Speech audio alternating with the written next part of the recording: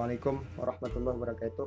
Alhamdulillahirabbil alamin wassalatu wassalamu ala asyrafil anbiya'i wal mursalin sayyidina wa maulana Muhammadin wa ala alihi washabihi ajmain.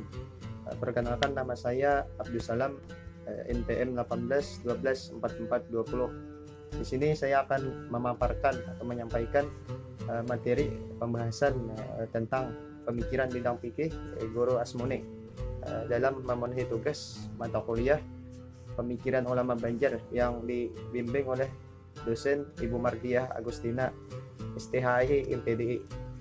Ya, untuk itu langsung saja kita memasuki ke pembahasan. Memasuki pembahasan yang pertama, ada peta pemikiran umum. Kiai Haji Asmuni atau yang masyhur di Kalimantan dengan sebutan Guru Danau adalah seorang alim ulama yang sangat sederhana dan bersahaja. Walaupun kekayaan yang dimiliki beliau sekarang begitu banyak, tetapi beliau lebih memilih hidup sederhana dan biasa-biasa saja. Di samping sebagai ulama, beliau ini juga sebagai pebisnis. Di tengah kesibukan beliau yang seperti itu, Guru Danau sangat mengutamakan dan memperhatikan sekali kemaslahatan umat, sehingga beliau sangat dicintai masyarakat, baik dari kalangan orang biasa sampai para petinggi.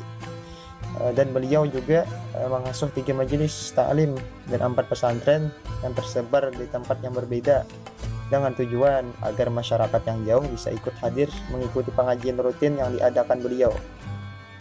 Ini membuktikan bahwa beliau selalu mengutamakan dan memikirkan umat agar dapat mengikuti pengajian yang beliau adakan. Salah satu contohnya Majelis Ta'lim Guru Danau yang terletak di daerah Mabun Tanjung. Jadi pada awalnya daerah tersebut merupakan tempat yang menjadi sarang berbagai macam kegiatan maksiat seperti pelacuran dan perjudian. Sehingga hal tersebut membuat Guru Danau berusaha memberantas penyakit sosial ini dengan membuka pengajian di daerah tersebut. Jadi seiring berjalannya waktu, majelis taklim beliau semakin ramai didatangi para jamaah, dan akhirnya hal tersebut menghentikan praktik pelacuran atau maksiat di tempat itu, dan lama-kelamaan berhenti dengan sendirinya dan berubah menjadi taman surga. Nah, itu sedikit dari banyaknya peran beliau terhadap umat. Nah, jadi perjuangan beliau ini luar biasa, siang dan malam untuk mengajak masyarakat mengenal dan mendekatkan diri kepada Allah. Selanjutnya, kecenderungan mazhab.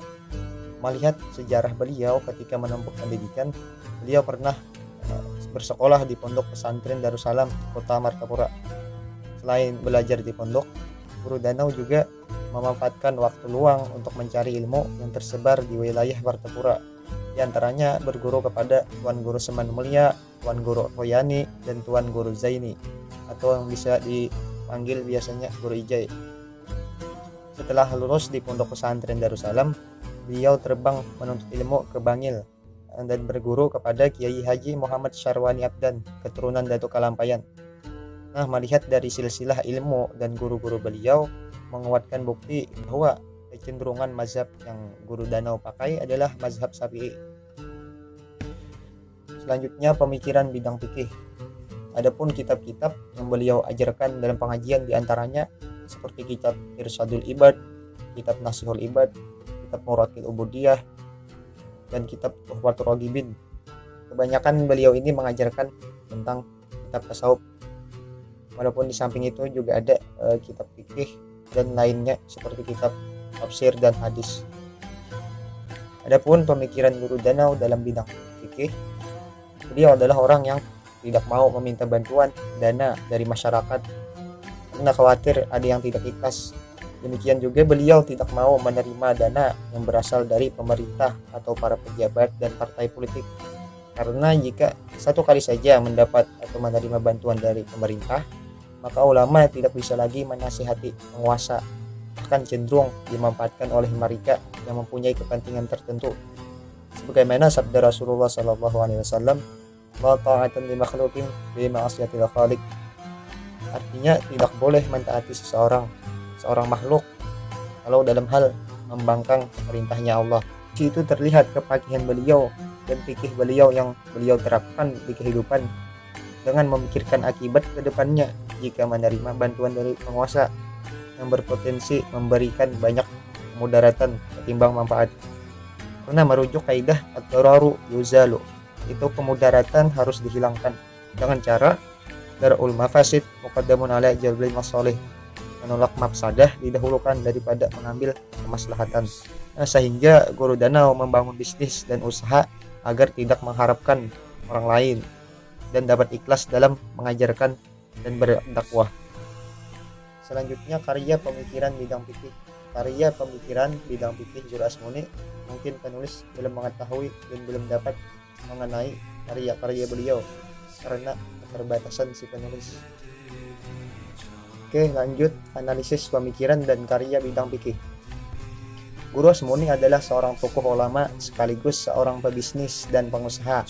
Dalam hal pemikiran Guru Danau, beliau sangat bersosial, juga pekerja keras dan penuh kesibukan, tetapi tetap mengutamakan kemaslahatan umat seperti memberikan ceramah dan memperhatikan situasi dan kondisi jamaahnya. Dalam karya bidang fikih, penulis belum menemukan karya yang berupa tulisan atau kitab yang dikarang oleh beliau. Namun, karya pemikiran dari figur seorang guru danau dapat dilihat dari sikap keteladanan dan akhlak yang beliau terapkan di kehidupan sosial masyarakat. Dan bisa saja karena ketawaduan beliau yang jarang diketahui masyarakat umum, karena sangat menghargai dan takzimnya terhadap karya-karya dan kitab-kitab para ulama dan gurunya, sehingga beliau tidak mengarang dan membuat tulisan, melainkan tetap memakai kitab-kitab karya gurunya dan ulama terdahulu dalam pengajarannya. Di sisi lain, karena karya-karya atau kitab-kitab dan pemikiran ulama terdahulu masih relevan sampai sekarang, sehingga Guru Danau meneruskan dan mengajarkannya kembali kepada para jamaah pengajian majelis ta'lim beliau. Itu saja yang dapat saya sampaikan. Mohon maaf bila terdapat banyak kesalahan dalam penyampaian dan kesalahan dalam isi materi. Wallahul muwaffiq ila aqwamit thoriq. Wassalamualaikum warahmatullahi wabarakatuh.